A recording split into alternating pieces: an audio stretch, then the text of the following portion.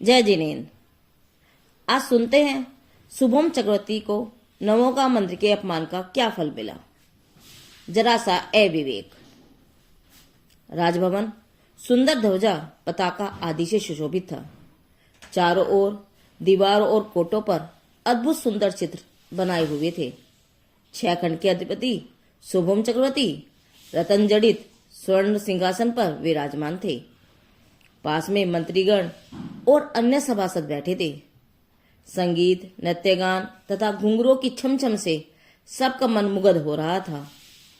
अचानक एक पूर्व का बैरी देव बैल लेने की इच्छा से व्यापारी का भेष धारण करके चक्रवर्ती को एक फल भेंट करते हुए कहता है, हे राजन, आपने ऐसा मधुर फल कभी नहीं खाया होगा।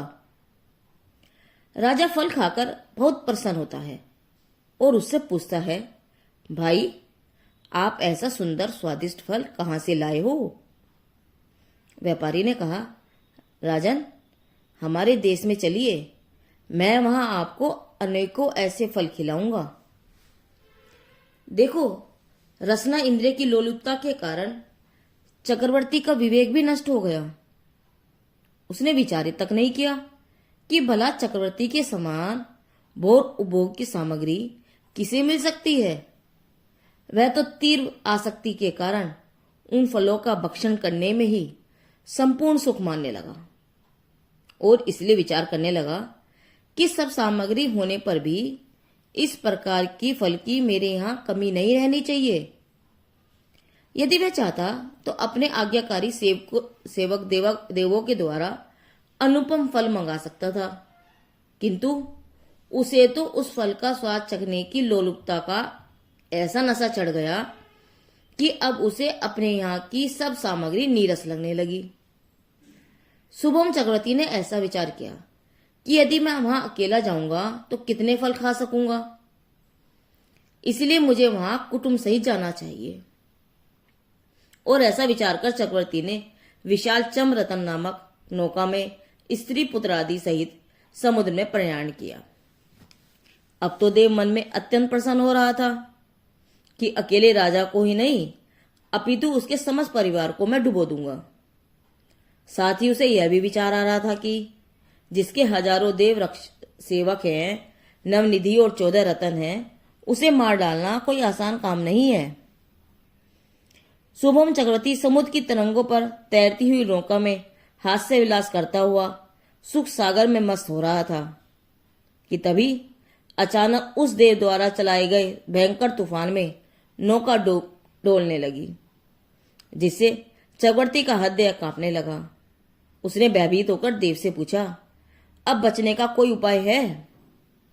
पापी राजा के पाप का उदय होने से और देव को दुष्ट बुद्धि उत्पन्न होने से उसने कहा कि सागर के मध्य में दूसरा कोई उपाय नहीं है। हाँ, यदि आप अनादि निधन नमस्कार मंत्र, अपराजित मंत्र जो नमो अर्यंताणम है, उसे जल में लिखकर पैर से मिटा दें तो सब बच सकते हैं। वह हित अहित का विवेक छोड़कर तो घर से बाहर निकला ही था।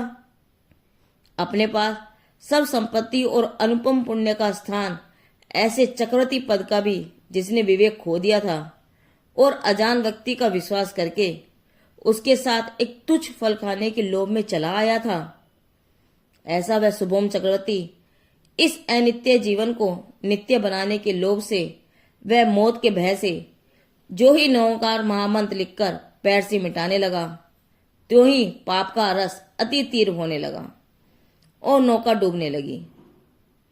तब पूर्व का बैरी देव कहने लगा, मैं वही रसोईया हूं जिसके ऊपर आपने गरम गरम खीर डाली थी, जिसने तड़प तड़प कर प्राण त्याग दिए थे। आत्म ध्यान से मैं व्यंतर जाति का देव हुआ हूं। अवधि ज्ञान के द्वारा पूर्व भव का बैर याद आने पर मैंने उसका बदला लेने के लिए यह उपाय किया है। अब पश्चाताप करने से क्या होता है? चक्रवर्ती भी ऐसे अपमानजनक शब्द सुनकर तथा कुटुंब परिवार सहित अपना घात देखकर तीव्र संकलेश भाव से मरण को प्राप्त हुआ और 7वें नरक में गया, जहां असंख्यात असंख्य वर्षों का एक सागर होता है। ऐसे 33 सागरों के लिए वह अत्यंत दुख सागर में डूब गया। यह जीव अपने असली स्वरूप को भूल तीव्र मोह के कारण महान दुख को भोगता है। ज्ञानी करुणा से संबोधन करते हैं कि अनंत काल में महादुर्लभ मनुष्य पर्याय मिली। इस अवसर पर भी जो विश्व में लीन रहते हैं वे राख के लिए रतन को जलाते हैं। यह जीव आदि आयु तो निद्रा आदि प्रमाद में गवाता है। कुछ पाप में और जो समय शेष रहता है उसमें कदाचित कुधर्म को धर्म मानने वालों के पास जाए तो वह मिथ्या मान्यता दृढ़ करके जीवन बर्बाद कर देता है। सच्चा सुख अंतर में है। उसको भूलकर दुख को ही सुख मानने रूप झूठे उपाय द्वारा यह जीव अनादि से दुख को ही भोगता है। इसलिए हे जीव, पुनः पश्चाताप करने का समय न आए ऐसे तत्व ज्ञान की प्राप्ति का प्रयत्न कर। सुबोध चक्रवर्ती के जीवन का यह कथानक जैन धर्म की कहानियां भाग 10 से लिया गया है। जिनदेव की वाणी आगम वाणी।